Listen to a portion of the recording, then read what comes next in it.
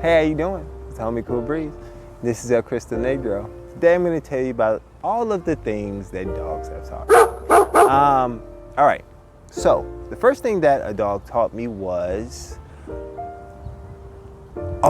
so me and my brother were walking down this back street. I think that's off of, I can't remember the name of the street it's off. Anyway, it's behind the Normandy Walmart, right? Me and my brother are walking. Well, my brother's on the bike, I'm walking. We're walking, I forgot where we were going. As we're walking, we hear like, like the sound of keys. We know this sound very, very well. We look over, there's a dog. He runs straight at the gate, full speed. Me and my brother, we looking at the dog. Well, we just keep walking, but we keep watching him, right? The dog gets to the gate, boom, boom, hop up out the, like from under the gate. It just looked like a tiger to me, yo. Like, maybe it's just my imagination. We was going, it was time to get these work in. Like the feet had to get to moving, you feel me? I had to show them what my 40 time was like.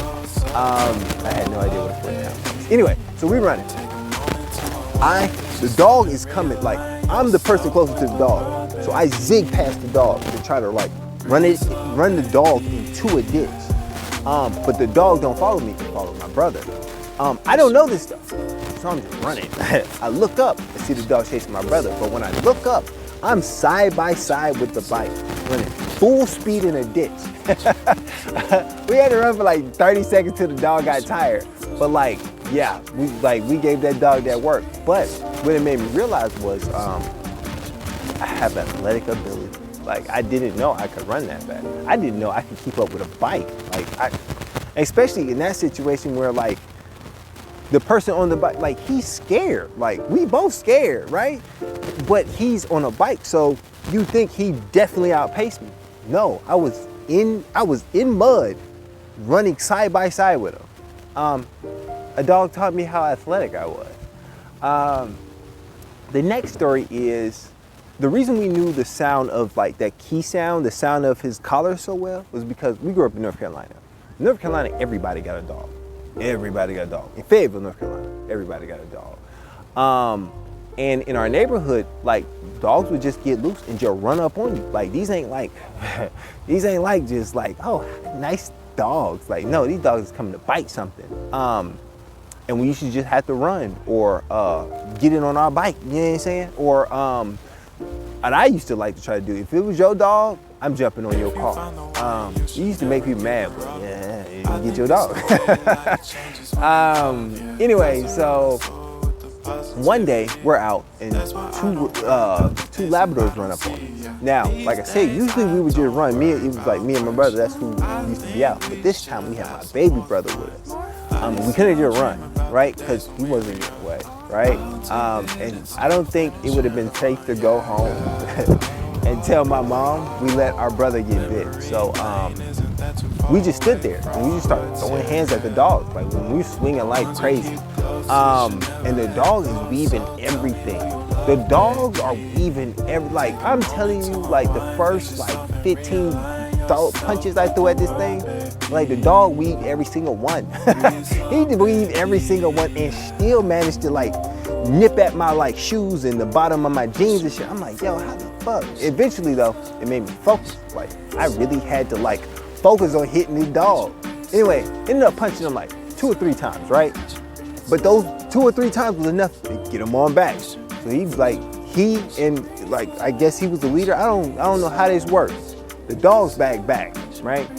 Anyway, they like, you know what I'm saying, was like, you know, like predators do, you know what I'm saying? They was watching us, growling and shit, and we just, you know what I'm saying, we just backed up, you know what I'm saying? Nice and easy, you know what I'm saying?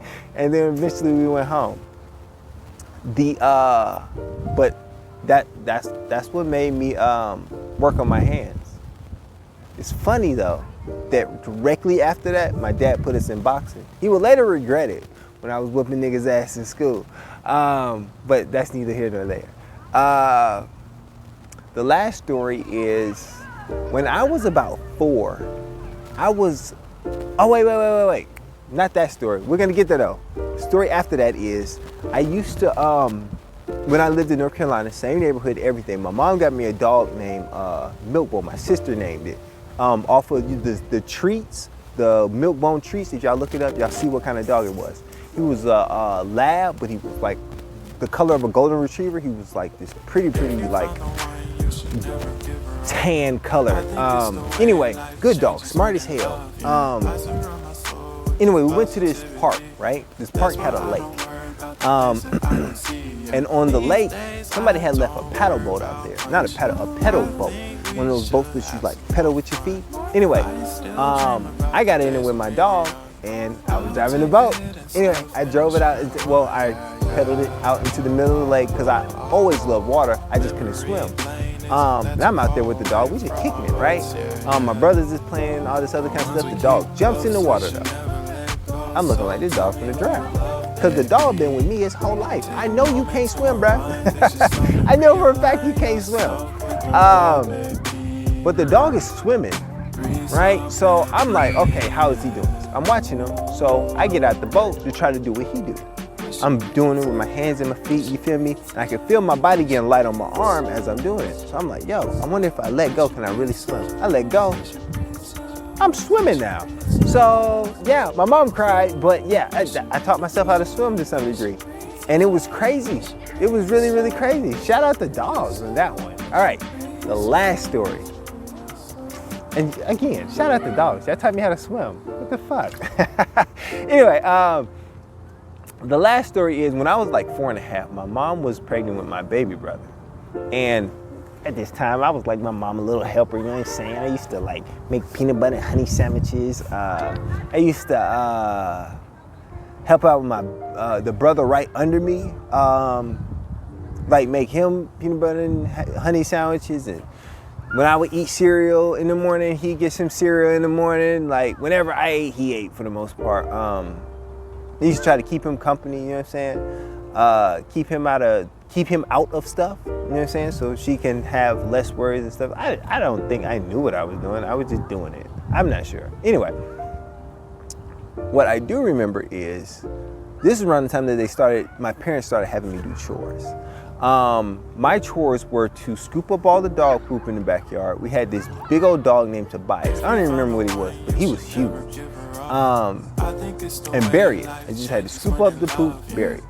The next chore was I had to fill up his bowl at like 7 o'clock. It's crazy, I still remember that time. Anyway, I used to have to fill up his bowl at 7 o'clock with food so he could eat.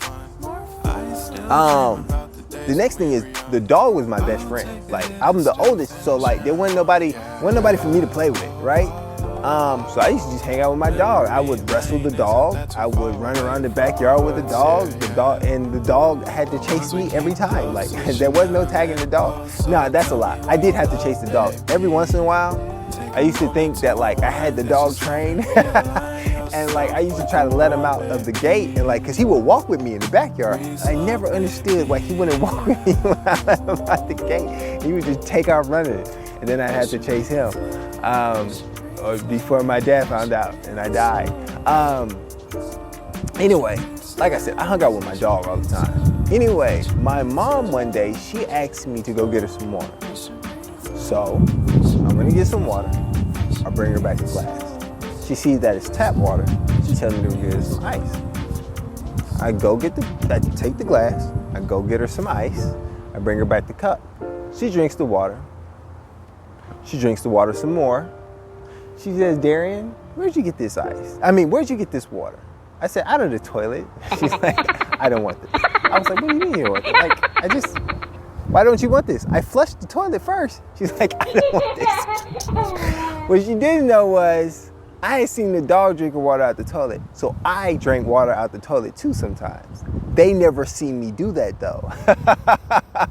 I didn't know, I had no idea. I had no idea. I was 4. What'd you expect from a 4-year-old? Anyway, yeah, all the lessons wasn't good things. But a dog taught me something that had to be untaught. Anyway, it was just a funny story. Anyway, this is the Homie Cool Breeze. This is Cristo, Negro. And the lesson from that story is don't trust a 4-year-old, no matter how brilliant he is. Like I said, this is the Cristo, Negro, man. We out.